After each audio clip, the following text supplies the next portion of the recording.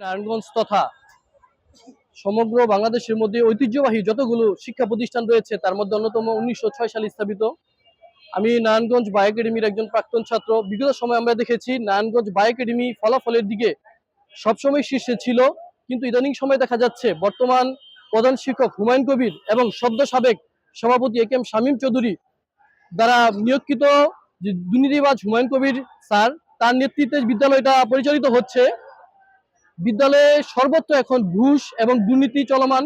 শিক্ষক নিয়োগের প্রতিটা ক্ষেত্রেই ওনারা স্বচ্ছতার সাথে শিক্ষক নিয়োগ না করে ঘুষ দানের মাধ্যমে শিক্ষক নিয়োগ দিচ্ছে এবং সহকারী প্রধান শিক্ষকের পদ শূন্য রেখে ওনারা জনাব হুমায়ুন কবিরকে সহকারী প্রধান শিক্ষক পদে ভারপ্রাপ্ত হিসেবে দীর্ঘ 8 বছর এই পদটি শূন্য ছিল এবং ওনার বিরুদ্ধে যদি অভিযোগ দেওয়া হয় অভিযোগের শেষ নেই।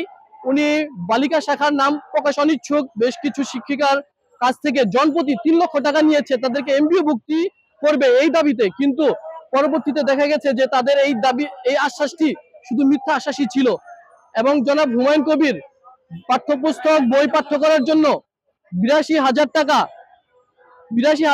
পেয়েছেন। এই 82,000 টাকা উনি স্কুলে ফান্ডে জমা না দিয়ে নিজ তহবিলে রেখেছেন এবং ওনার এই প্রত্যেকটা প্রতিটি অপকর্মের সহযোগী হিসেবে ছিলেন সদ্য সাবেক সভাপতি জনাব এ কে এম শামীম চৌধুরী, যিনি ছিলেন স্বৈরাচারী শেখ হাসিনার সাবেক প্রেস সচিব। আমরা আজকে বৈষম্য বিরোধী ছাত্র জনতা এবং নারায়ণগঞ্জ বায়ো একাডেমির প্রাক্তন ছাত্রবৃন্দ উপস্থিত হয়েছি ঘুষখোর দুর্নীতিবাজ হুমায়ুন কবিরের পদত্যাগের দাবিতে এবং 72 ঘন্টার মধ্যে তাকে পদত্যাগ করতে হবে এই দাবিতে আজকের এই মানববন্ধন।